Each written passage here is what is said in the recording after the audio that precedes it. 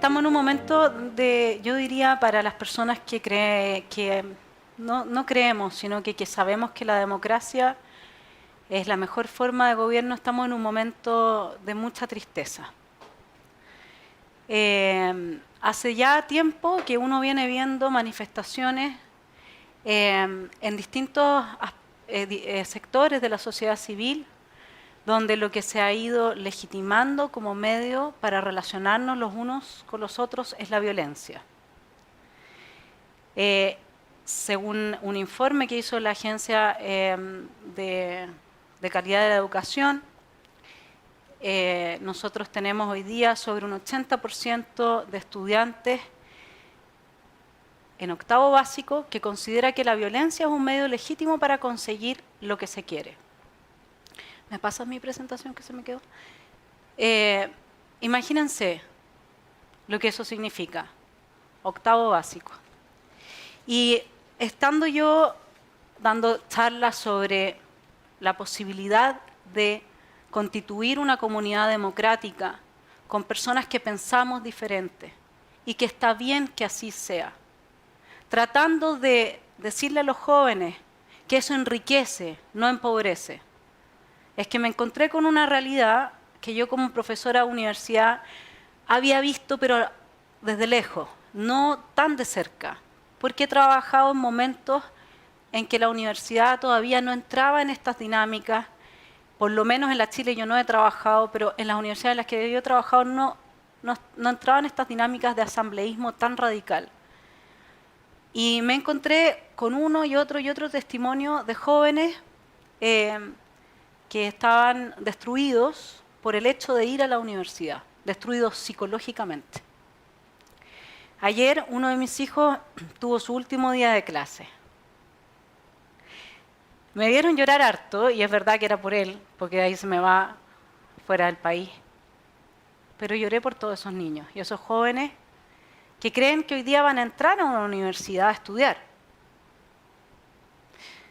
Lamentablemente esa no es la realidad de hoy y nos hemos hecho los lesos cediendo ante la violencia y hemos legitimado institucionalmente la violencia como el medio para conseguir lo que buscamos.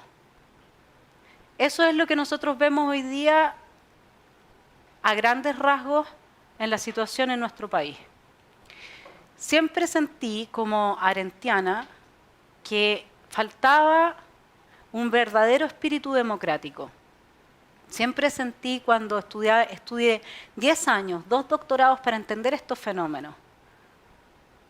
Y a nadie le interesaba hablar de democracia, hablar de dialoguemos desde nuestras diferencias. ¿Cómo podemos hacer eso? No, nunca hubo mucho interés. Entonces, uno poco a poco también se va cansando.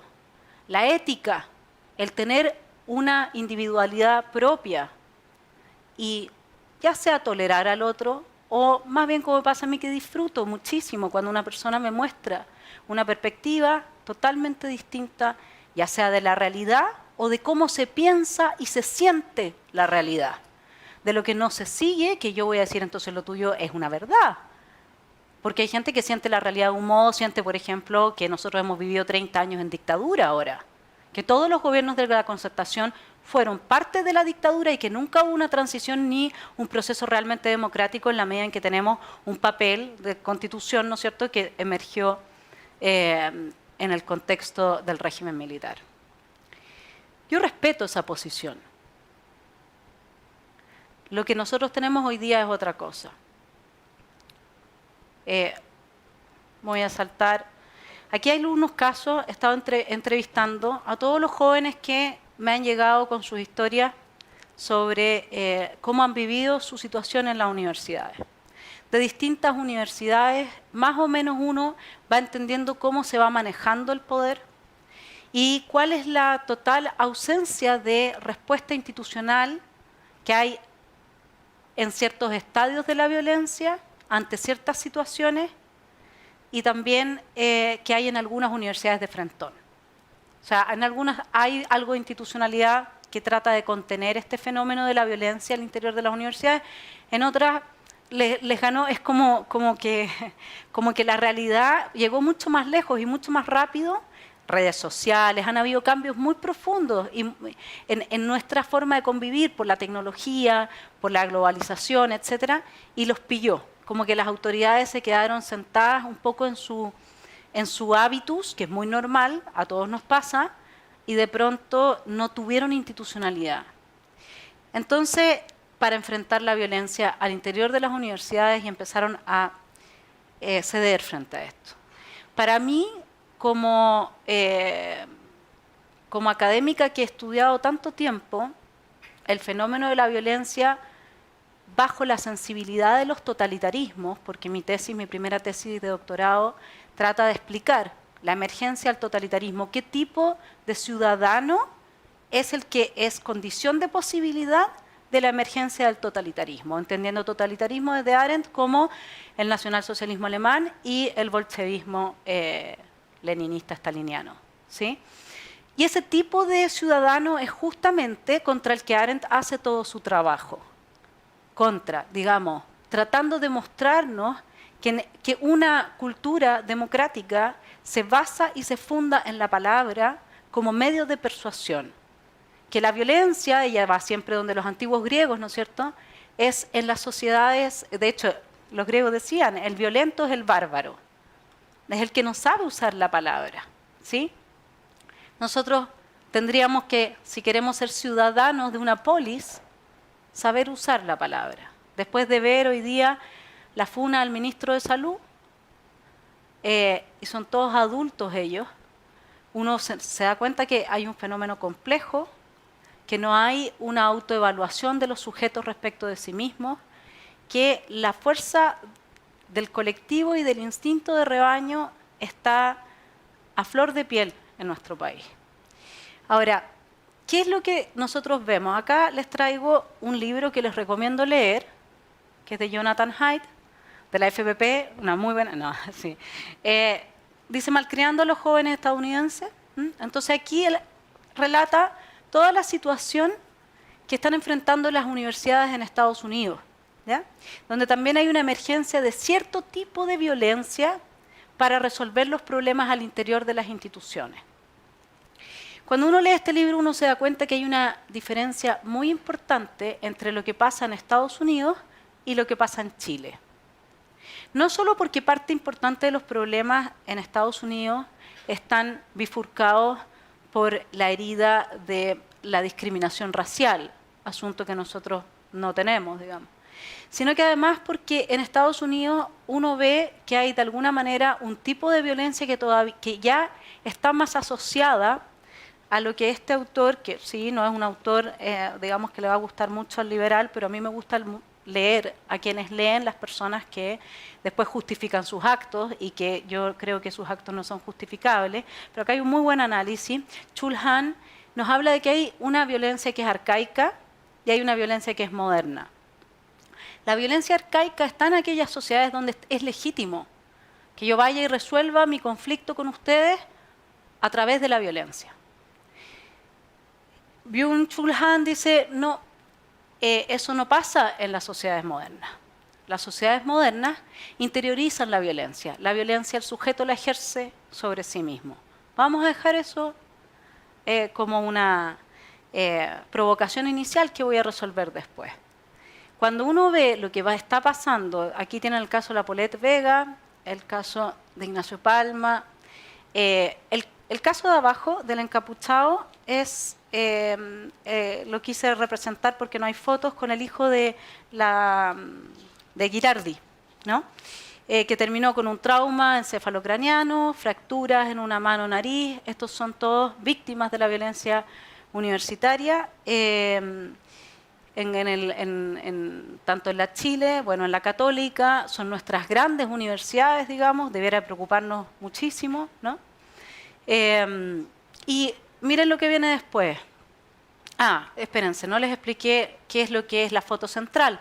La foto central es Die Weiße Rose, que es una agrupación, la Rosa Blanca, que surgió en la Universidad de Múnich, donde estudia mi hijo mayor. Y por eso es que yo al llegar entré a la universidad y fue muy impresionante encontrarme con que había un homenaje a este grupo de jóvenes, ¿no? Ahí al tiro, en el hall central. Y yo dije, ¿quién es? Y homenaje permanente, no es que haya sido la semana del totalitarismo, no. ¿Y quién será, digamos, quiénes son estos jóvenes? Yo no lo sabía, a pesar de haber estudiado tanto sobre la materia, uno siempre, lo bello de la vida es que se encuentra con nueva información. Y este es un grupo de jóvenes cristianos que opuso resistencia pacífica a las agrupaciones fascistas, digamos, nazis dentro de la universidad. Ellos fueron todos aniquilados por pensar distinto, fueron todos, digamos, acusados de no sé si de traición a la patria, en este momento no me acuerdo, por el régimen nazi y ellos murieron, digamos, por repartir panfletos, por oponerse al discurso hegemónico. Eso es lo que conmueve. Conmueve que no se trate de que uno va como demócrata a decirle, mira, tú que eres liberal, o tú que eres socialista, o tú que eres... tú tienes la verdad, tú tienes la razón.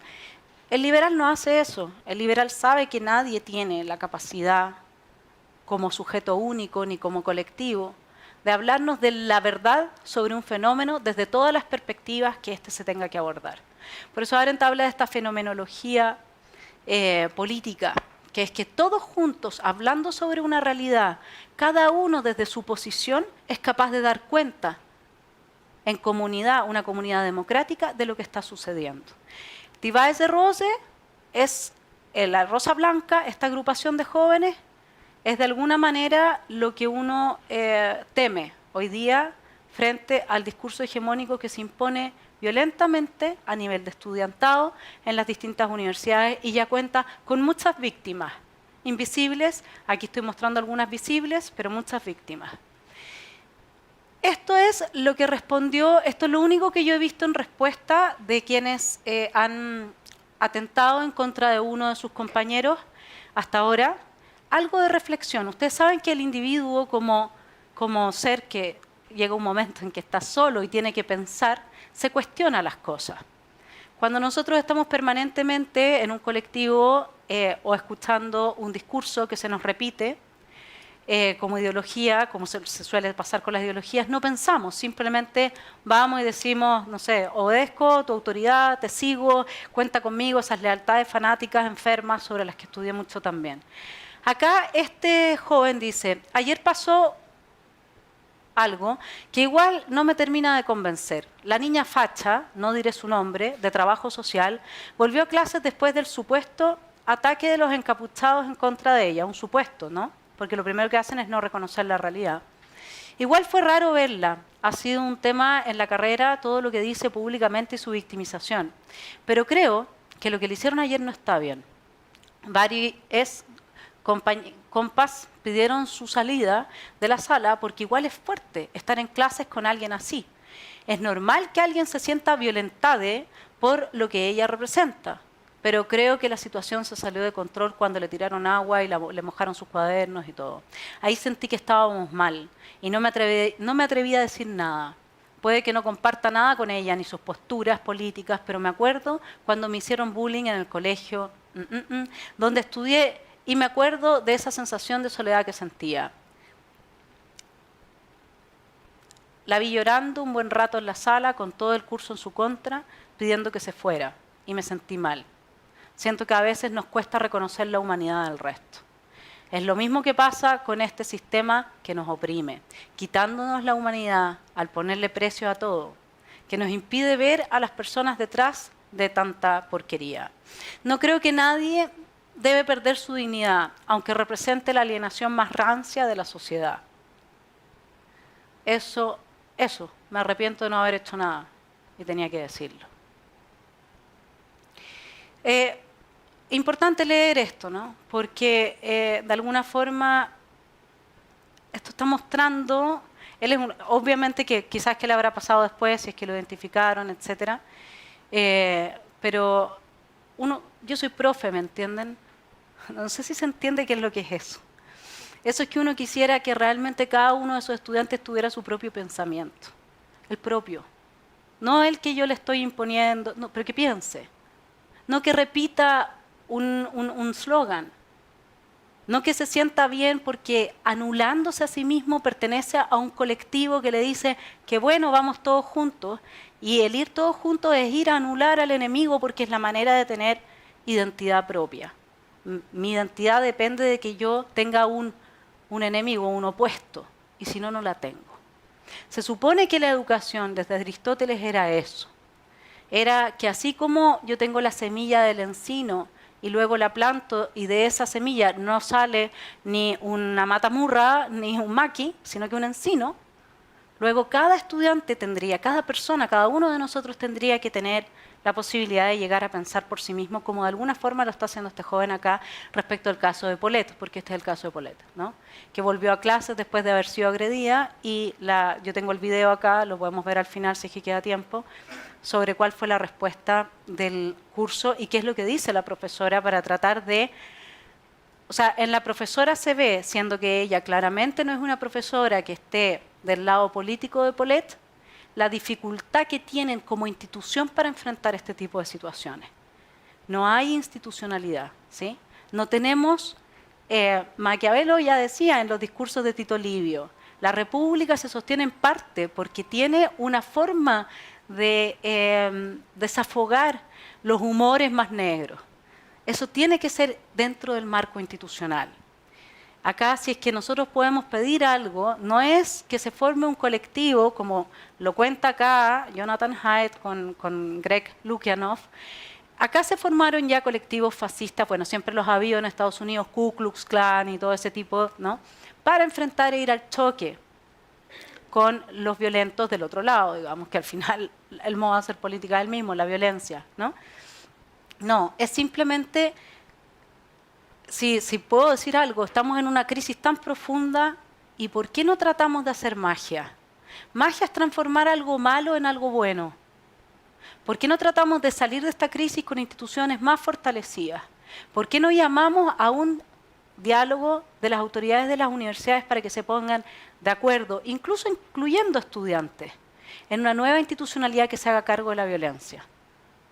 ¿Por qué no? Digamos, yo digo, esa es una de las formas en que se puede enfrentar esto. Y voy a ir con Nietzsche, no se preocupen. Entonces uno dice, ¿qué es lo que favorece? Yo pongo prácticas fascistas porque, bueno, ya he dado charlas acá de Carl Schmitt, igual al final vamos a volver sobre eso, pero para Carl Schmitt todo aquello que puede ser usado violentamente para identificar un enemigo implica una praxis política que es la que él considera donde hay política. Incluso habla que una clase como clase social, en términos, digamos, de los marxistas, en la medida en que se transforma en enemigo de otra clase, digamos, responde a su concepto de lo político. Por lo tanto, aunque a mí me debaten bastante esta interpretación, otras personas no, algunos sí, otros no, la voy a seguir sosteniendo. La violencia es, independiente del color o de las causas que la promuevan, el fascismo, que se mueve así. Arendt es radicalmente lo opuesto, es la conversación, es el diálogo. Pero entonces, ¿qué es lo que uno se encuentra? Uno se encuentra con señores como él. Zizek toma cada una de los fundamentos de nuestra democracia occidental para decir que es violencia. La palabra es violencia, el amor que ustedes sienten por otra persona es violencia. Lo argumenta bien, ¿eh? No creen que está hablándole cera y es muy famoso él además. Pero es interesante ver cómo estos, lo que yo llamo los marxistas psíquicos, son capaces de dar vuelta absolutamente todo a través de sus argumentos. Y está, digamos, es interesante. La palabra luego es violencia. O sea, si yo, por ejemplo, tengo mayor capacidad de expresarme frente a una persona que tenga una menor, en definitiva, yo voy a ser violenta sobre la otra persona. Incluso desde Derrida, si yo recibo un abrazo de alguien, como tengo que responder, eso también es violencia, porque me está obligando a hacer violencia. Entiéndanme que esto es lo que hoy día está imperando mucho en las universidades y lo que está detrás de enseñar la violencia como medio para conseguir los fines, ¿sí? Es la lectura de señores así. A mí me encanta leerlos porque son brillantes y uno dice qué bien saben hacer las cosas. Si es que hay que aprender de la gente que sabe hacer las cosas bien. ellos son capaces de dar vuelta a la realidad en las mentes de las personas. Y la soberbia a veces impide, no solamente la soberbia, sino que estar absolutamente convencido de la propia verdad a veces impide aprender del otro. Y el otro siempre nos puede enseñar algo, digamos, ¿no? La presencia de grupos extremistas en las universidades. Vamos a ver que nuestro sistema democrático tiene un problema al enfrentarse a estos grupos tan extremos. Y el tema de la salud mental, que es fundamental. Falta de instituciones. Voy a ir citándoles a Nietzsche para que puedan hacer el vínculo, porque me imagino que han venido también porque tienen un interés en Friedrich Nietzsche.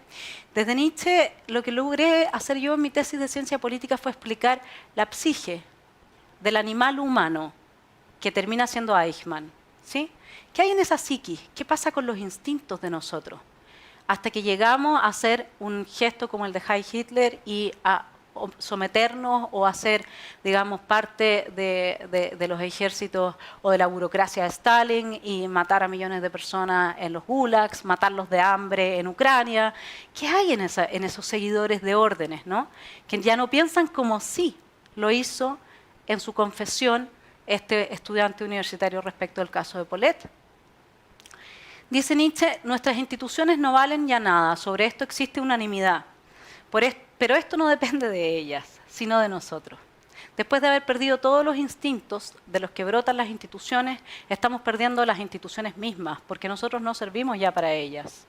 El democratismo ha sido en todo tiempo la forma de decadencia de la fuerza organizadora. Ya en Humano, demasiado humano, que es otra obra de él, dije que la democracia moderna y todas sus realidades a medias, como el Reich alemán, eran la forma decadente de Estado.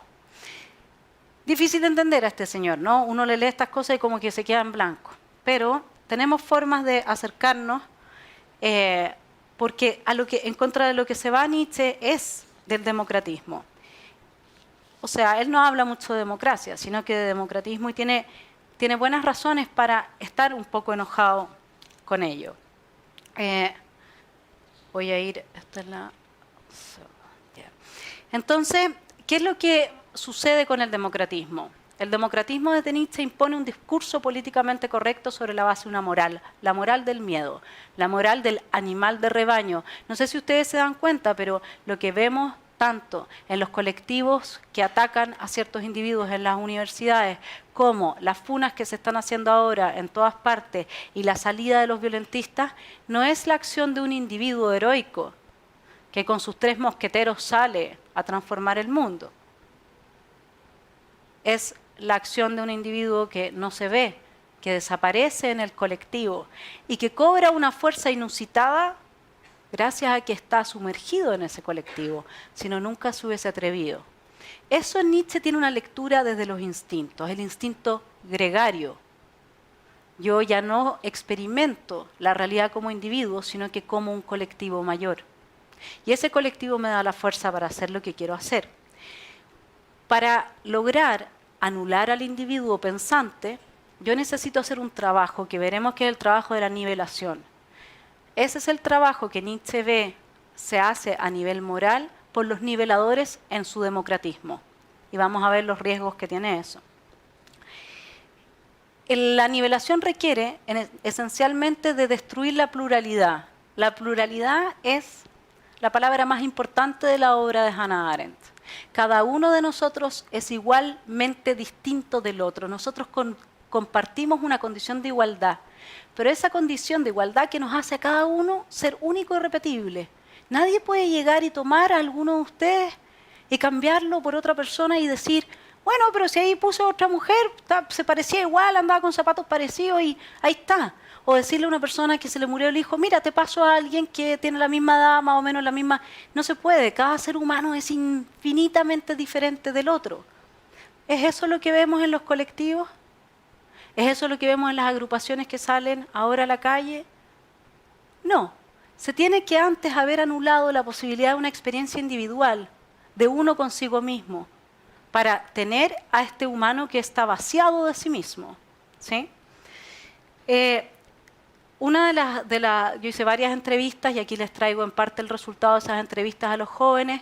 Uno de ellos me decía que la pluralidad ya en la Confech había sido anulada desde 2011, todo lo que fuese distinto del discurso hegemónico imperante había sido sacado absolutamente de las posibilidades de discusión, y que en las únicas universidades que el asambleísmo no gana es en aquellas que todavía opera cierta institucionalidad, entendida como que si te hago algo hay un castigo, me voy a sumario, pasa algo, digamos, no es que no pase nada, ¿sí?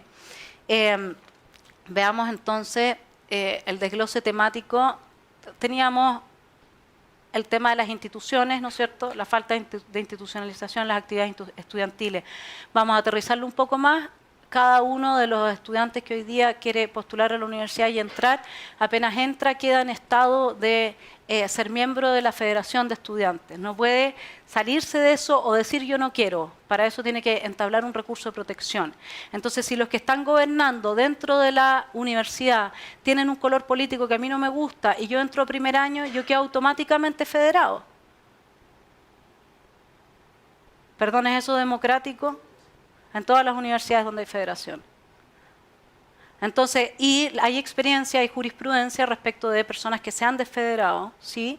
Pero no la hay, porque ¿qué es lo que pasa ahí? Si la universidad se da paro y yo no formo parte de la federación, yo podría demandar a la universidad porque no me está dando clases. Entonces es complejo, ¿sí? Luego, ¿qué es lo que pasa? Las votaciones también son un caos normalmente en todas las universidades, con todas las personas que he hablado. A ver, no tengo yo experiencia personal, estoy diciendo que he entrevistado como hormiguita recogiendo, digamos, los testimonios de quienes han vivido esto y personas que han sido representantes de los universitarios también. O sea, estas son un poco las críticas que se hacen, ¿no? La amenaza es muy fuerte de parte de los grupos extremistas a las autoridades. Solo el rector puede llamar a la intervención de carabineros, entonces, claro, imagínense lo que significa eso, ¿no?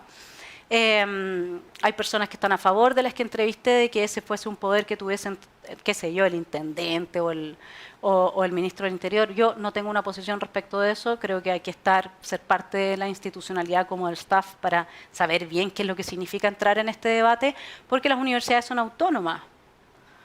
Pero se supone que son autónomas justamente para dar espacio a la pluralidad y diversidad de puntos de vista que se expresan a través de la palabra.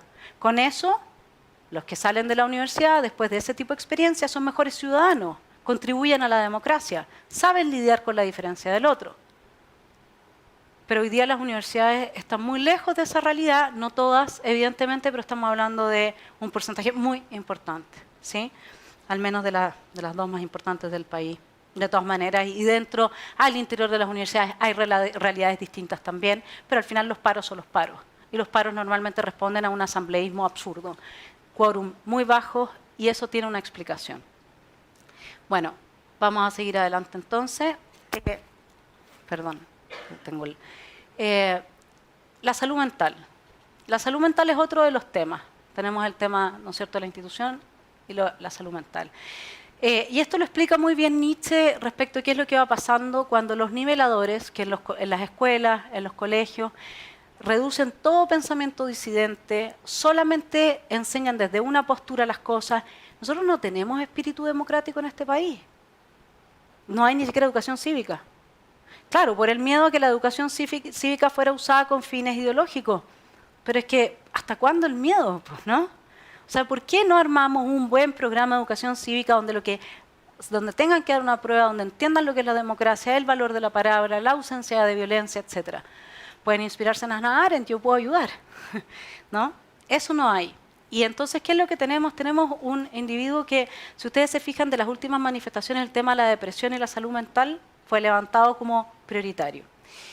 Podríamos entrar a preguntarnos si es rol de la universidad o no hacerse cargo de eso, pero eso va a ir en la investigación que estoy haciendo. Quedémonos por ahora aquí. Nietzsche nos habla de qué es lo que va pasando con esta nivelación, esta ausencia de pensamiento que se enfrenta con otro tipo de discurso, que es capaz de establecer de descubrirse a sí mismo, de desarrollar su propia individualidad y termina siendo miembro de un colectivo, un mero hombre más, el último hombre, en palabras de Nietzsche. El animal de rebaño antes del último hombre, o sea, pasa por un proceso de colectivización hasta que llega a ser masa. Listo, y eso se maneja como se quiera, ¿ok?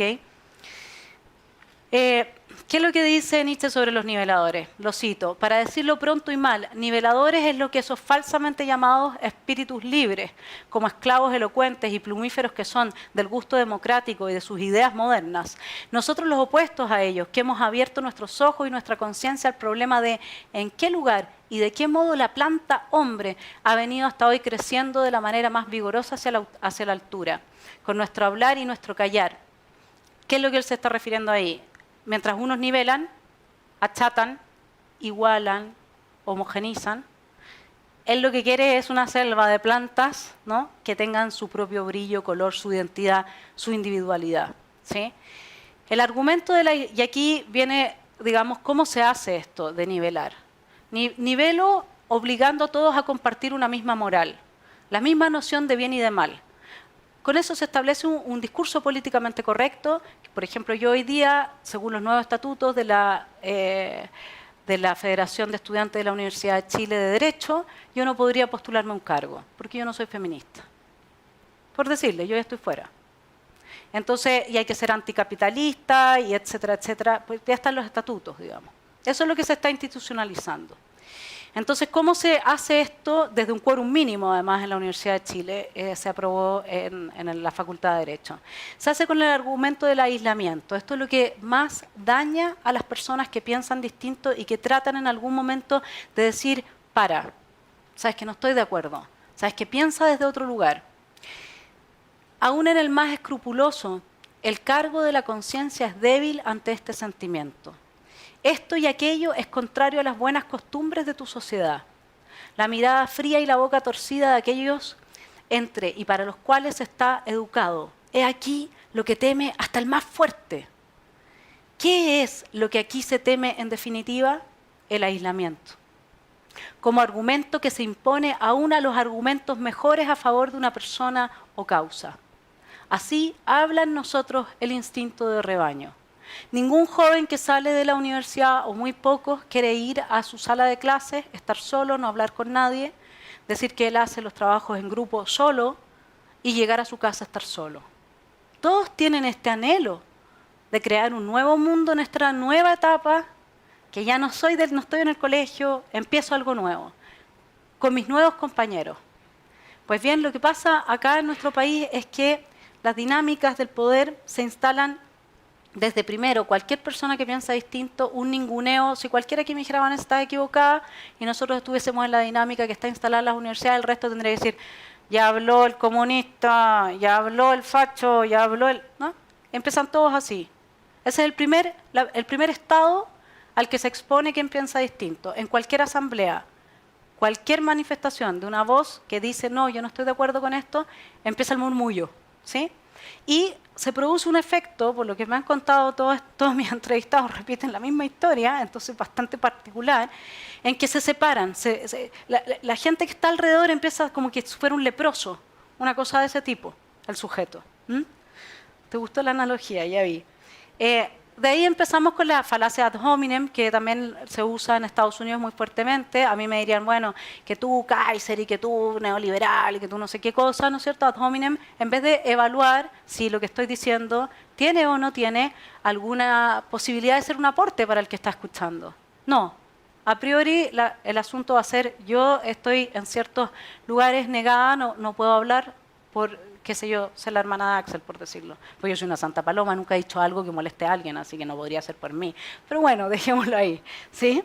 Entonces, ¿qué es lo que sucede después? Que se silencia a estos estudiantes de esa manera, y todo este tipo de castigos son castigos ejemplares. Tienen ese efecto. Sobre el estudiante, los demás ven lo que sucede si es que ellos también dicen que piensan distinto. ¿Ok? Entonces ahí se va produciendo lo que se llama la moral del miedo. Miedo a quedarse solo, miedo a no pertenecer a un colectivo, miedo a decir lo que pienso. Entonces, ¿qué es lo que dice Nietzsche? Dice, voy a leer un poco más allá. Dice, bueno, se instala, ¿no es cierto?, esta muestra acá como en la moral, cualquier cosa que, por ejemplo, en la época de él se dijera, hoy día también, se pudiera interpretar como egoísta, inmediatamente cae bajo la rúbrica del perverso, la perversión. Y lo que hace Nietzsche en su transvaloración de los valores es, por ejemplo, mostrarnos cómo la compasión es uno de los sentimientos más egoístas que existe. Y el amor también. O sea, él lo que muestra es que todo lo que estos sujetos, tipo los antiguos o los precursores de lo que hoy día algunos llamarían el progresismo, que tiene este buenismo instalado en su discurso, que al final, porque yo tengo buenas intenciones, tienes que creer que lo que yo estoy diciendo es cierto, más o menos es eso, una falacia horrible. Lo que logran acá es, en definitiva, instalar esto en las mentes de las personas hasta que se establece una moral compartida, donde hay ciertas cosas que son malas, otras que no son malas, en apariencia. Nunca se llega más allá al estudio de cuáles son las consecuencias, etc. Es un tema de discurso. De ahí dice los instintos e inclinaciones antitéticos de ellos, es decir, los instintos, ustedes pueden tener instinto de individuación muy fuerte y otra persona el antitético, el de rebaño, ¿sí? Alcanzan ahora, bajo el democratismo, honores morales. El instinto de rebaño saca paso a paso su consecuencia de rebaño. Ya no podemos actuar como individuos, ya no puedo ir a enfrentarte, profesor de la Facultad de Derecho, que dijiste que la dictadura, que no sé qué. A ver, respóndeme a mí. No, tengo que ir de 40 alumnos a hacerte una funa. Eso es el instinto de rebaño, ¿sí? Donde además nadie de los que compone el rebaño tiene ningún valor. El único valor que tiene es que está ahí, grita lo mismo y forma parte de una fuerza violenta. Ninguno de esos jóvenes tiene dignidad en lo que uno entiende el humano como un ser digno, único e irrepetible, que no puedo llegar y hacer desaparecer de la realidad porque pierdo algo con eso. Algo muy importante. Eso no sucede en ese tipo de grupos. Entonces dice, cuando los instintos más elevados y más fuertes, irrumpiendo apasionadamente, arrastran al individuo más allá y por encima del término medio y de la hondonada, de los niveladores, ¿no es cierto?, y la conciencia gregaria, esta conciencia de que esto es lo bueno, y todos compartimos esa conciencia. Nadie lo piensa. Entonces el sentimiento de la propia dignidad de la comunidad se derrumba. Si llega alguien y le enfrenta y le confronta y dice, oye, pero miren lo que están haciendo, ese sentimiento de dignidad de que somos todo un colectivo tan fantástico, se les derrumba si es que lo oyen. Por eso no pueden oír. No pueden debatir, ¿sí? Y su fe en sí misma, espina dorsal, por así decirlo, se hace pedazos. En consecuencia, a lo que más se estigmatizará y se calumniará será cabalmente a los instintos vinculados con esta individualidad que es capaz de enfrentar al colectivo. ¿Qué hacen los niveladores? Los niveladores nutren el instinto gregario, ¿sí? Somos todos un colectivo, somos un colectivo, somos un colectivo, a través de, obviamente, que ciertas ideologías que son las que se fundan en eso. Rousseau dice, el buen legislador, lo cito, es el que le quita sus fuerzas propias a cada uno de los individuos y le entrega otras que no son propias y que para funcionar dependen de todos los demás. Ahí es cuando la ley es más perfecta. Ahí está, en el contrato social, vayan a verlo. ¿Qué es lo que dice Nietzsche? Dice, por ello tiene que sonar de manera dura y llegar mal a los oídos el que nosotros insistamos una y otra vez en esto. El instinto animal es el que cree aquí saber, el que aquí con sus alabanzas y censuras se glorifica a sí mismo, se califica de bueno a sí mismo. Ese instinto ha logrado irrumpir, preponderar, predominar sobre todos los demás instintos y continúa lográndolo cada vez más a medida que crece en la aproximación y el asemejamiento fisiológico. Fisiológico es psíquico, ¿ya? Psicofisiología es lo que Nietzsche hace. Y todos piensan lo mismo. Y si todos piensan como yo, tiene que ser verdad. Obvio. Eso es más o menos lo que hay detrás. La espiritualidad elevada e independiente, la voluntad de estar solo, la gran razón, son ya sentidas como peligro. Todo lo que eleva al individuo por encima del rebaño e infunde temor al prójimo es calificado a partir de este momento como malvado. Los sentimientos equitativos, modestos, sumisos, igualitaristas, tengo que decirlo así, porque de verdad es tan cursi. La mediocridad de los apetitos alcanzan ahora nombres y honores morales. Frente al pensamiento libre, decir, tú eres malo, eres bueno solo si piensas igual que todos nosotros, ya llega a ser casi cursi, esa es la verdad. Hay mucha gente que no tiene esa dureza psíquica para decir lo que yo estoy diciendo. Pero ¿por qué no llevan 10 años estudiando este bigotón? Si usted lee a Nietzsche, ya llega un momento en que uno dice, ok, o sea, me quieres hacer sentir mal, lo siento mucho. No me va a pasar, digamos. Tengo derechos individuales que tú tienes que respetar. Y entre ellos la libertad de expresión.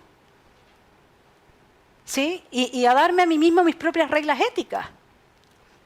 Entonces, ¿Cómo lo seguimos vinculando? Sigamos estudiando cuáles son los mecanismos. Una vez que usted fue a la asamblea y ya todos lo miraron como leproso, si usted sigue en su posición, viene lo que se llama, lo aprendí, el talqueo. No sé si se pronuncia así o no, pero me imagino que viene de talk, talqueo. El talqueo es cuando te siguen por las redes, grupos. Tú quedas como en una lista con tu nombre, entonces cada publicación que tú haces, cada comentario, todo es funado, todo. Día a día, minuto a minuto. ¿Sí? Y el problema es que la red social hoy día para todos estos jóvenes es una forma de vida, de vincularse, es su forma social. ¿Sí? A todo esto, por supuesto que como lo hemos visto también, es como si uno estuviera hablando un poco de lo que pasa hoy día en la calle, es interesante. Yo escuchaba las entrevistas de nuevo para traerles la ponencia y decía, es como que hubiese sido una pequeño botón de muestra de lo que venía. Porque a todo esto lo acompañan grupos de personas que se quedan en silencio, que se sonríen, que apoyan y que con eso se sienten bien, son parte de la conciencia gregaria. Los costos de persistir en la posición, en el extremo ya se llega a la amenaza psíquica, gente que ha sido perseguida hasta su casa por personas mayores, la ley Mordaza, ya no puedes decir nada respecto de lo que piensas. Hay que simplemente prácticamente salir del... ¿Y por qué no me sigue la presentación? Ahí sí. Hay que salirse prácticamente de la universidad. Conozco una estudiante que, por ejemplo, se salió de una facultad en la Católica para entrar a otra, y al entrar, porque ella cometió un error. Ella decidió ir a clases cuando había paro de estudiantes. Fue tal la funa que tuvo que salirse. Y en la nueva facultad no se junta con nadie, no habla con nadie. Y eso no es solo un caso, son muchos casos. Y después me hablan de depresión, de que el 45% de los estudiantes en las universidades está deprimido, pero que el problema es solo la exigencia académica. Pero es que de verdad nosotros somos, no sé, tenemos un discurso público que no quiere hacerse cargo de los asuntos de verdad. Acá puede haber algo de la carga académica que afecte a personas que vienen mal preparadas para la universidad. Y quizás sería mucho más interesante que la universidad a esa gente que viene más mal preparada le pudiese ofrecer, digamos, nivelarlas hacia arriba, no hacia abajo, ¿no es cierto? Cosas que no salgan perdedoras, cosas que no salgan con un título que al final no representa talentos adquiridos, etcétera. De alguna manera hay ciertos cursos generales que tienen ese propósito. Quizás sería bueno ir persona a persona, saberse los nombres de los estudiantes. Quizás eso ayudaría más aún. Pero la verdad es que cuando uno se enfrenta a este tipo de situaciones y una y otro de los testimonios, a mí uno de los entrevistados me dijo, no me pongas ni me menciones, si lo mío es tan normal. Le pasa a todos los que no son parte del discurso políticamente correcto cuando están en primer y segundo año. Yo no tengo nada mucho más que contarte, que en el fondo no puedo expresar mis opiniones en las clases, que vienen y me acusan de acoso sexual, de mujeres que ni siquiera he conocido, que con eso me funan por todas las redes, solo porque formo parte del gremialismo en la Católica. Y no pongáis mi caso, pues, ¿para qué? Si usted nos pasa a todos. Y tú te quedas así como, yo tengo mis 2 doctorados en la Católica. Yo estudié ahí en una maravillosa casa de estudios. ¿Qué pasó? Digamos, ¿en qué están las autoridades?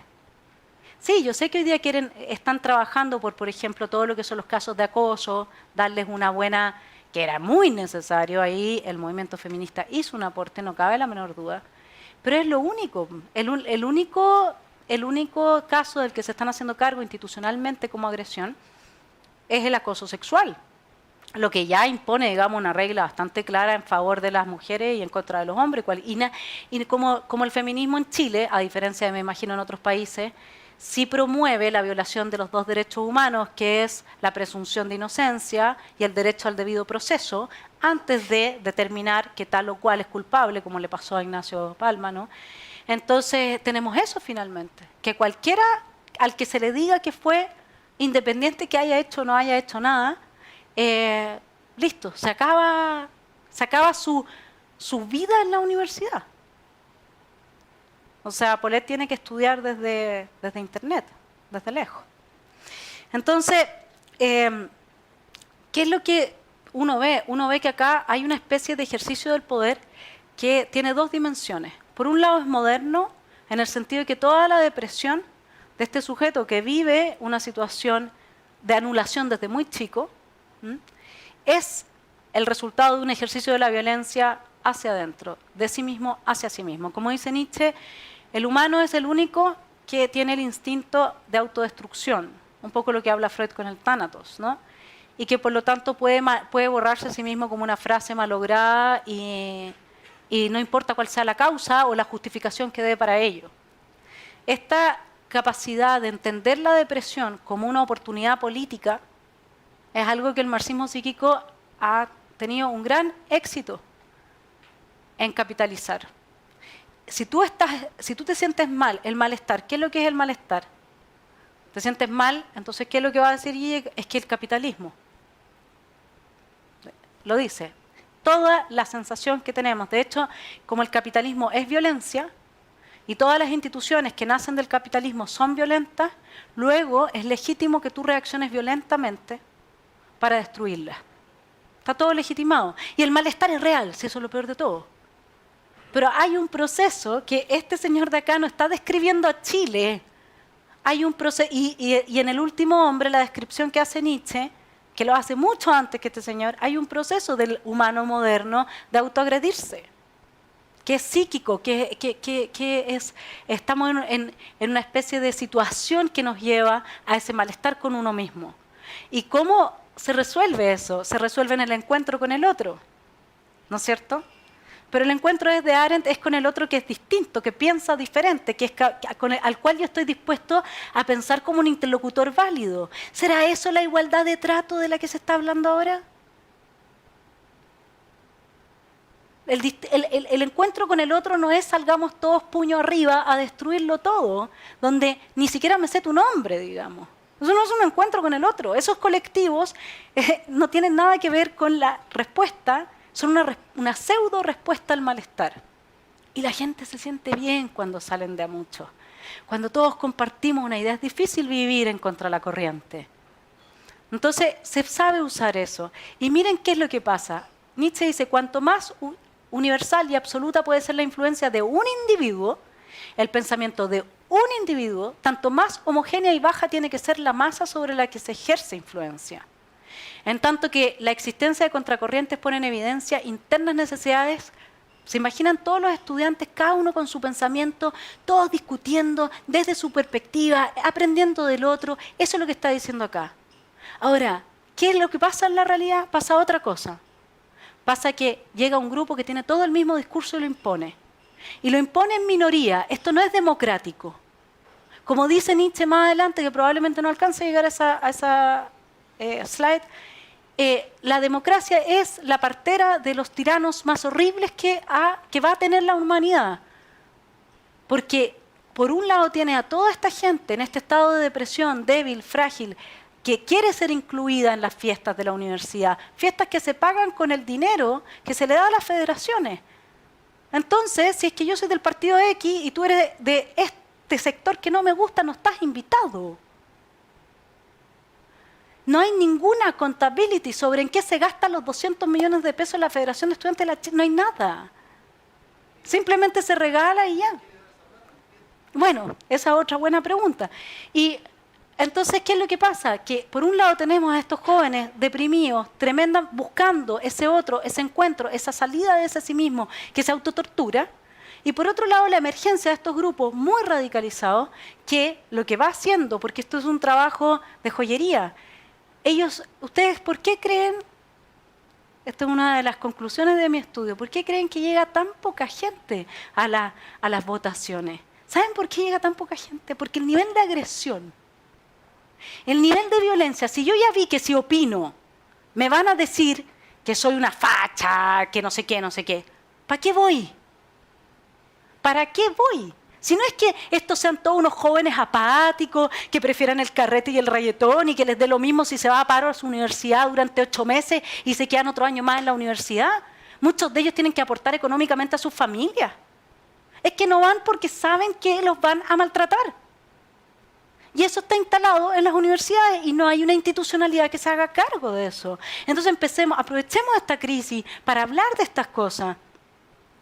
Bueno, lo de las funas ya lo hablamos. El colectivismo es una violencia tribal, arcaica. Ese ejercicio sobre los demás. La discusión, el uno a uno, es supuestamente la forma de resolver los conflictos de la modernidad y la posmodernidad. Aquí dice, la democratización de Europa es a la vez un organismo involuntario para criar tiranos. Voy a saltarme esa... no sé por qué a veces no me...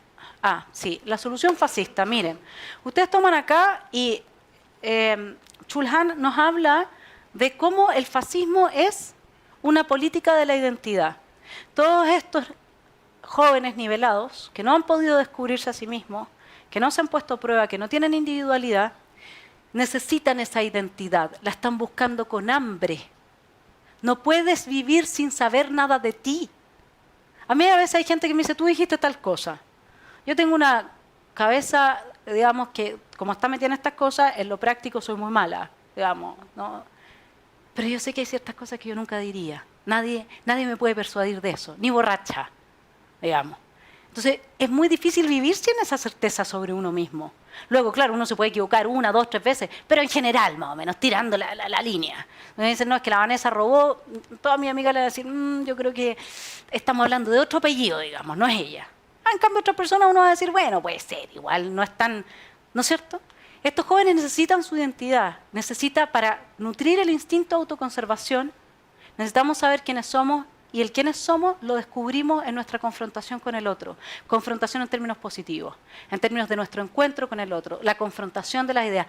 Ahí yo descubro mucho mejor quién soy que encerrado en mi pieza, jugando el play, ¿no es cierto? Entonces, ¿qué es lo que pasa? Además, uno entra como profesora a una universidad, yo les digo, en general me aprendo los nombres de todos mis estudiantes. Hay una diferencia entre lo que yo hago y hacen otros que lo he visto demasiado de cerca como para no acusarlo como una práctica repugnante. Los jóvenes vienen con una crisis de gratificación, una crisis de reconocimiento. Vienen esperando ser vistos, que alguien note que existen, para identificarse a sí mismos, para entenderse.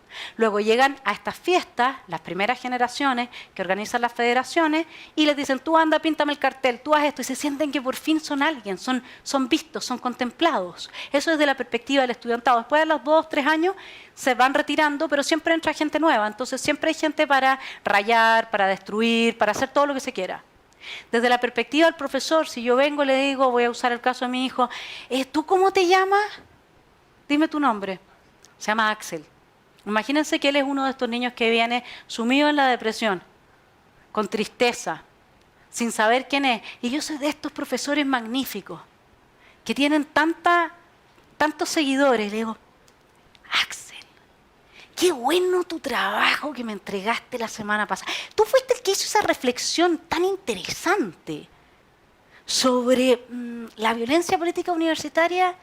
Mira, qué bien, Axel, ¿eh? Bien, compadre, bien. Listo, es mío. Es mío. No hay nada que le vayan a decir a él después de que yo le hice ese reconocimiento que le cambie la percepción de quién soy yo. Yo lo reconocí. Yo dije su nombre en público y él pudo enorgullecerse de ese reconocimiento. Esa es una de las herramientas más horribles que he visto. Y la usan no con todos los estudiantes. Eligen a los mejores. No es un ejercicio democrático. Eligen a los mejores, a los más brillantes, y se los llevan a su lado. Entonces, eso no sé cómo, digamos, se puede enfrentar más que si nosotros empezamos a hablar de esto. Yo voy a tratar de traducir esto en un libro, con ningún interés económico. Probablemente muchos de nosotros nos tengamos que ir de acá. No lo sé en qué va a terminar todo esto. Porque la violencia uno sabe cómo empieza, pero no sabe cómo termina. No hay ninguna cultura en contra de la violencia en este país. No hay nadie que esté diciendo, pero ¿cómo no te da vergüenza? ¿Cómo no te da vergüenza agarrar a palo el auto de este señor? Si me da lo mismo si ese auto es o no es de tantos o tantos millones. He visto agarrando a palo a camionetas de la década del 90 en la población. O sea, si no tiene ni siquiera que ver con desigualdad económica, la manifestación de la violencia, digo yo. Sí, las demandas, si uno quiere, ya, ok. Y eso podemos entrar a hablar en otros términos. El modelo tenía por fin sacar a la gente de la pobreza, no igualarla, digamos. Entonces hay que tener ojo con eso. Según Schmitt, esto estoy citando a Chulhan, la enemistad es constitutiva de identidad. Yo, en el momento en que veo que tú eres mi enemigo, luego sé quién soy yo. El yo resulta únicamente de la defensa inmunológica del otro como enemigo. En este sentido, Schmitt destaca que es un signo de desgarramiento interior más que un enemigo verdadero. La imposibilidad de una definición unívoca del enemigo, o sea, cuando yo no puedo decir tú eres mi enemigo, es un indicio que se interpreta como una falsa identidad del yo. O sea, yo no sé quién soy. La pluralidad de enemigos destruye al yo. Tiene que haber uno. En el feminismo radical, el hombre. Uno. No voy a seguir dando ejemplo. Solo ante un enemigo, el yo se manifiesta con toda nitidez y claridad. El enemigo significa el cuestionamiento de nosotros como figuras. Por esta razón, debo contender con él una lucha para conquistar la medida de mí mismo, mi propio límite, mi figura. Entonces, de alguna forma, lo que no estamos entendiendo es que acá, efectivamente, hay una situación de depresión que puede ser llamado también malestar. El 71% de los jóvenes que el año pasado presentaron estos síntomas venían con gratuidad, vienen de situaciones más frágiles, hay que ayudarlos, hay que desarrollar probablemente en las universidades un apoyo importante, digamos, para la integración. Pero lo que pasa con los ejercicios de los mecanismos de poder en las universidades es que van generando lo que se llama un sujeto de la obediencia. Ese sujeto de la obediencia interioriza la instancia de dominación. Cállate, no hables, facho, no sé qué. Y entonces yo tengo dos opciones. O me quedo entre los solos, soy un paria, y se usa conmigo la violencia del aislamiento, por pensar distinto, o formo parte del cállate, facho, no sé qué. ¿Sí? A mí, por decir que no era feminista, que no tengo nada en contra de la igualdad de género, por favor, en Alemania el 7% de la gente es feminista y el 90% de la gente está a favor de la igualdad de género. Solo en Chile, donde no somos educados, no hacemos una distinción entre una cosa y otra. Porque acá más encima ser feminista significa ser antipatriarcado. Ser antipatriarcado significa ser anticapitalista, porque el capitalismo lo creó el patriarcado, etcétera. De luego yo no sé de qué cuotas vas a tener en las empresas donde no hay capitalismo, pero no importa, porque es tan contradictoria esta cuestión que es absurda. ¿Saben qué es lo que siempre me recuerdan este tipo de discursos? Perdón que haga un... ¿Se acuerdan de la crisis subprime? La gente que compró esos paquetes securitizados, el problema es que habían como unos elementos malos, ¿no es cierto? Este endeudamiento de los no assets, no incomes, no jobs. Y eso es lo que destruyó todo. No es que todo el paquete fuera malo, digamos. El tema es que en los colectivos, como desaparecen individuos, uno puede estar de acuerdo con ciertos puntos. El acoso era un problema o lo sigue siendo. Uno puede estar de acuerdo, la igualdad de cuotas que, por ejemplo, podría haber en un congreso donde se legisla, no lo sé. Pero te obligan a estar hasta las últimas consecuencias. Y a mí una ex ayudante mío de mi curso, de mi cátedra de Hannah Arendt, me acusó de ser biológicamente contradictoria por no ser feminista. Biológicamente contradictoria. Es lo más cercano a Hitler que he escuchado mucho tiempo, digamos. Entonces, uno cuando se enfrenta a esto, y más encima, esa es una persona que tuvo... A ver, paremos un poco solo acá. Esa persona fue a un buen colegio. Esa persona estudió en la Universidad Católica. Esa persona fue ayudante a un curso de ética. Desaparece la experiencia individual. El instinto gregario está desde Nietzsche, está tan hiperalimentado que si ahora somos todas en contra de todos ustedes, machos, dominadores, opresores, ¿me entiendes? ¿Cómo yo no voy a entrar ahí? Yo le digo que gran parte de lo que dicen es cierto, pero luego que lo que dije, a mí nadie me manipula la herida. Si eso es una herida en la psiquis de muchas de nosotras. Pero el hecho de que alguien, los marxistas psíquicos, sepan cómo manipularla, cómo llevarla hacia un sustrato cognitivo mayor, no significa que en ese sustrato cognitivo mayor esté toda la verdad. Y yo como experiencia de individuo, primero digo, déjame pensar. ¿No es cierto? Eso es algo que hoy día no, hoy día todo el mundo va. Y en el asambleísmo nosotros tenemos que entender a nivel institucional, y por eso yo llamo a las autoridades de las universidades a recuperar la democracia en las universidades. Nosotros necesitamos planteles de profesores donde los estudiantes sean expuestos a diversas perspectivas. Nosotros no necesitamos solo liberales, solo marxistas, nosotros necesitamos ciudadanos pensantes. No necesitamos solo demócratas cristianos, ni PPD, ni Frente Amplio. No puede ser que prácticamente todos los centros de alumnos están gobernados por las mismas dos facciones al interior de las universidades. Háganse cargo.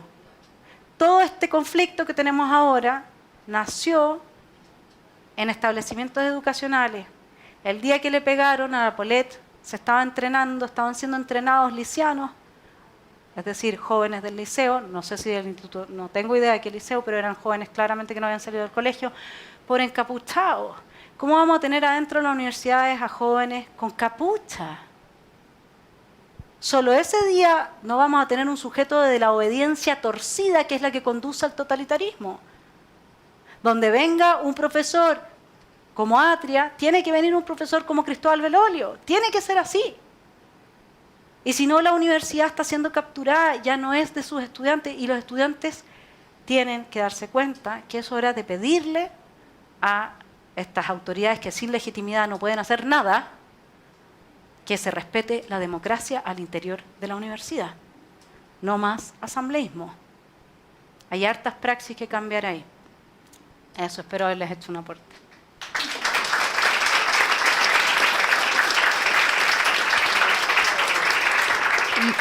Muchas gracias, Vanessa. Vamos a pasar a la ronda de preguntas. Vi que aquí había una mano.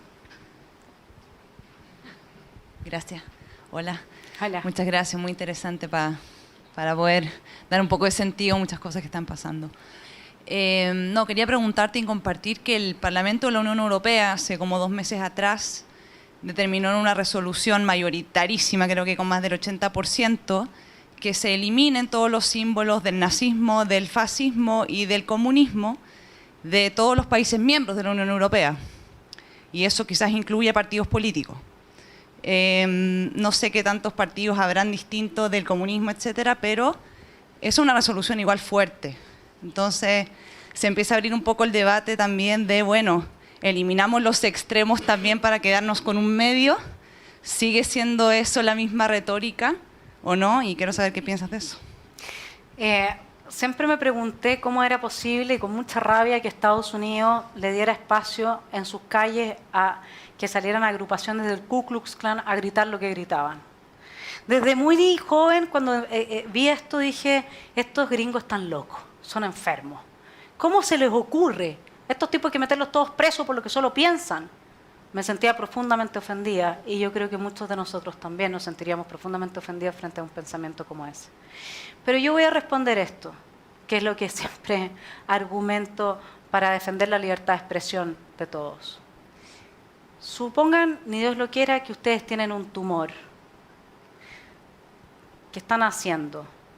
Levante la mano el que no le gustaría saber que lo tiene, que preferiría no saber, y que el tumor crezca y crezca y crezca y crezca. Yo creo que todos nosotros preferiríamos saber si tengo un tumor, que lo tengo. Tomo las medicinas, me preocupo, voy al doctor, me lo controlo, ¿no es cierto? Prohibir por ley algo no significa nada. Yo prefiero 1000 veces saber si uno de acá es una persona, digamos, que es cristiana, el otro que es mormón, y el otro que es un ateo, y el otro que... Y para el mormón el ateo va a ser lo peor del mundo, lo que ustedes quieran. Estoy poniendo un ejemplo simple. Prefiero 1000 veces saber que hay alguien en mi sociedad que le gustaría ver a una parte de sus miembros destruido, en la horca y aniquilado, porque eso me permite enfrentar el discurso, me permite tomar medidas. Esa persona no va a dejar de pensar lo que piensa y de actuar como piensa el día que lo pueda hacer. Una ley no se lo va a impedir. Cosa de ver lo que pasó acá nomás con el toque queda, digamos, ¿no? El papel no hace las instituciones, son las personas. Y nosotros, si empezamos a silenciar a los que suponemos están, por ejemplo, promoviendo la violencia o esto, estamos solo metiendo el problema debajo de una alfombra. No significa que lo estamos sanando.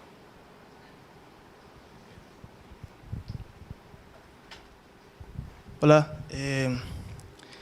Si bien yo estoy de acuerdo en esta idea más o menos que subyace a toda tu presentación de la idea de la masa no solo como un hecho de la aglomeración, del lleno, de que mucha gente sale a las calles, sino la masa como el hecho psicológico, cuantitativo del hombre masa que no quiere distinguirse y que no quiere que más o menos se inmiscuye como en el colectivo.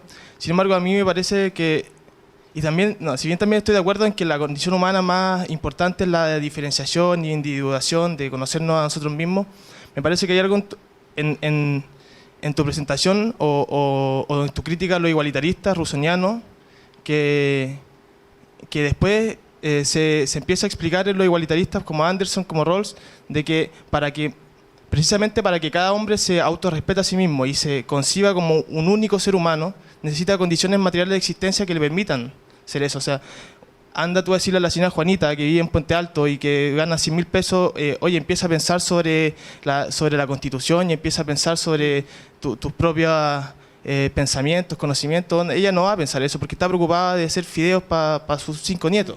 Entonces, a mí me parece que igual necesitamos un piso mínimo de condiciones de existencia para que la gente empiece a pensar. Onda, no digo que haya una distribución igual a los igualitaristas del siglo XIX de distribuir todos los recursos, pero tiene que ser un tema que esté en la mesa.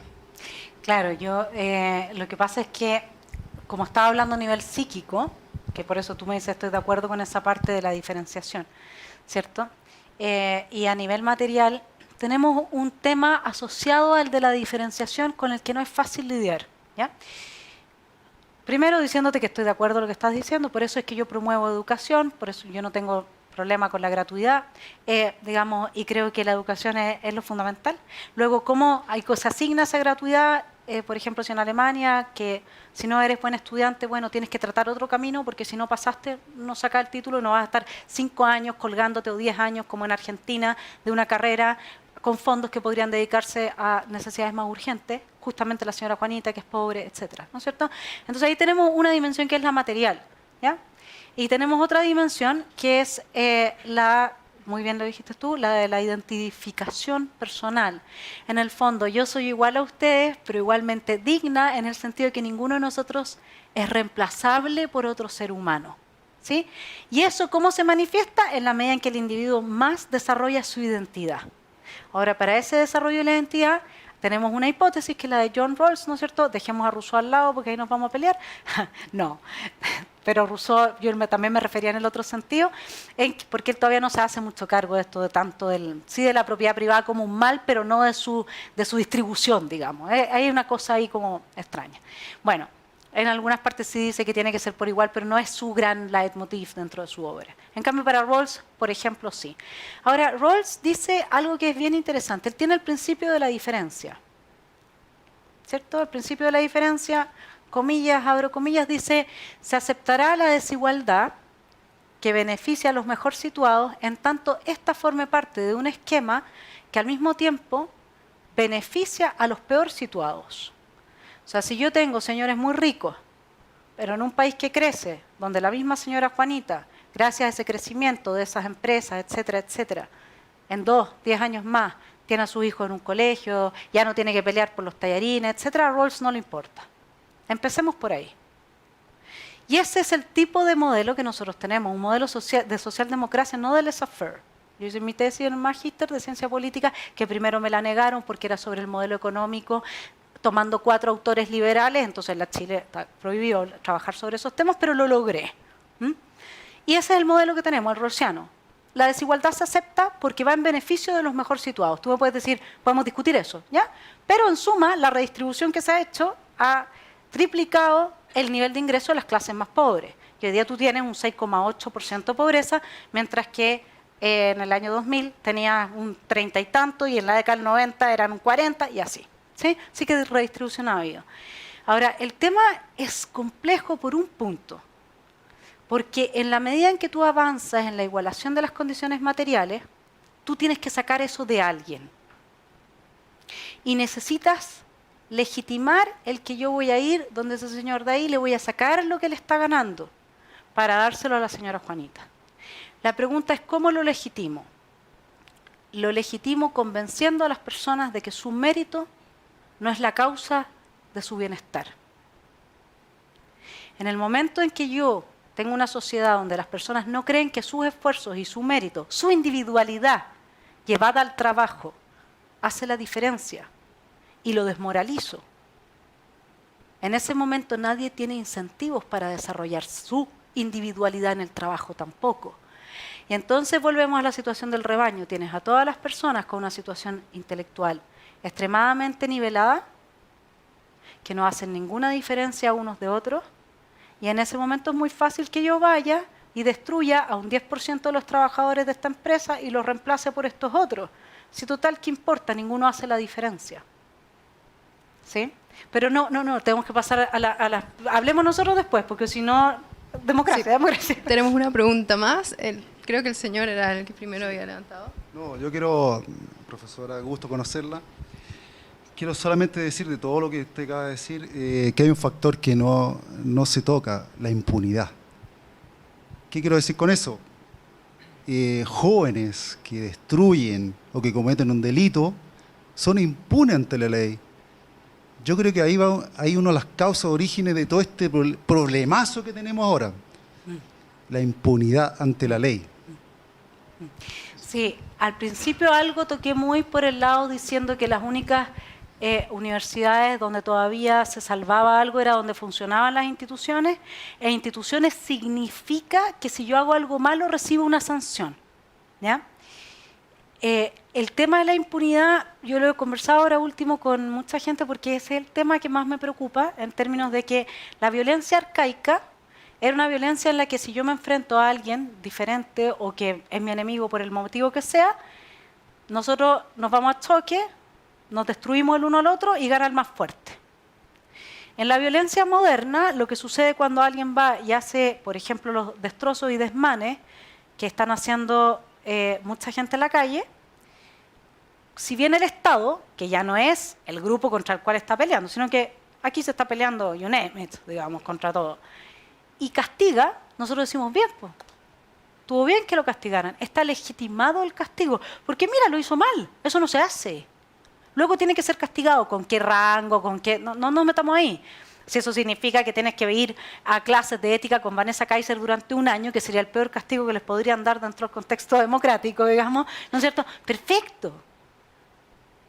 Pero hoy día el problema que nosotros tenemos es que en la conciencia de las personas ya no existe esa legitimación al castigo impuesto por el Estado. Está totalmente deslegitimado. Y esto tiene un origen que no es solo los jóvenes o lo que estamos viendo acá, donde las élites no respetan el Estado de Derecho, después que no se quejen del monstruo que están alimentando. Lo siento mucho. Es que yo creo que viene de más allá. Los liberales defendemos algo que en Chile no existe. Derechos individuales entre los cuales está la libertad económica del individuo, donde tú tienes espacios de mercado capturados que sirven para, como le venía explicando yo a mis hijos, hay bienes que son elásticos, de demanda elástica e inelástica, ¿no es cierto? Que yo me compre esta blusa o ande con una camiseta, o por último me las dé feminista y ande con las pechugas al aire, da lo mismo, ¿no es cierto? Puedo comprar o no comprarlo, pero yo no puedo dejar de consumir remedios si me enfermo, no puedo dejar de consumir agua, No puedo dejar de pasar por la carretera si tengo que transitar. Entonces, a mí me encantaría yo defiendo la bandera de no más violencia. Soy profesora de ética y creo que tengo muy buenos argumentos para promover la democracia, un espacio en el que todos se tienen que aprender a manifestar y a respetar. Y mi enemigo ahí es la educación de los niveladores, que en los liceos y en todas partes están enseñando la violencia como medio, porque la violencia es parte de un sustrato ideológico mayor. ¿Sí? Los liberales no promovemos la violencia, los cristianos no promueven la violencia, por eso a Schmitt le molesta al liberal, le molesta al cristiano, le molesta. Ese es mi enemigo. Lo de la impunidad, yo espero que en algún momento salga alguien a decir, ¿sabes qué? ¿Y por qué no hacemos en la nueva Constitución, supongamos que ya la cuestión está instalada, que también sería sano para que no estén siempre usando esa haría para extorsionar y qué sé yo, ¿por qué no desarrollamos una verdadera división de los tres poderes del Estado? Donde tengamos un poder judicial realmente independiente de los otros dos tipos de Estados Unidos. Porque ¿saben qué es lo que pasa? Que yo creo que acá el tema de la impunidad está muy vinculado al derrumbe del Estado de Derecho, que cuando uno ve, yo no sé si sea cierto o no, esto que después lo editan, pero anda dando vuelta por WhatsApp, yo sé que es cierto que el senador Quintana atropelló a un carabinero y que salió arrancando, y el hermano hizo un video donde dice que estaba borracho, que Eso circula por WhatsApp, y la gente ve que ese señor es presidente del Senado. Entonces de ahí explíqueme. Y es lo mismo que ayer me hablaba, digamos, un señor respecto de otras figuras visibles del gobierno, ¿no es cierto? ¿Cómo pedirle a la gente que luego, o sea, por eso es que cuando dicen, no, las demandas no son legítimas, yo no puedo amparar eso, pero sí lo que puedo decir es, si nos hubiésemos ido todos al estilo Gandhi, Mahatma Gandhi, y nadie más sale de su casa, y le dice, bueno, ¿sabes qué? No vamos a mover, paro, por último nos sentamos en la calle, listo, nada más. Eso es muy distinto. Normalmente lo que había sucedido en Chile es que las protestas se radicalizaban en grupos que se aprovechaban de las protestas para destruir. Las protestas legítimas o ilegítimas, ustedes piénsenlo como quieran, pero el ciudadano en democracia tiene derecho a protestar, digamos. A diferencia de los totalitarismos y las dictaduras. ¿Ya? Salir a la calle y protestar, tiene derecho. Pero acá se produjo un fenómeno que es bien interesante para los sociólogos. Las protestas masivas emergen de la violencia. Primero se quema el metro. Luego sale la gente a la calle. Yo no tengo una explicación digerida para esto, creo que todos estamos un poco... Pero ese es un fenómeno muy extraño. ¿Sí? Ya, pero yo creo que la Sofi me está diciendo que cumplimos. Lamentablemente estamos con el tiempo. Muchas gracias, Pero Vanessa. Sí, bueno, pero de arriba hasta abajo. Obvio. Bueno, quería recapitular. Muchas gracias, Vanessa. En nombre de la Fundación para el Progreso también te queríamos entregar esto y un aplauso.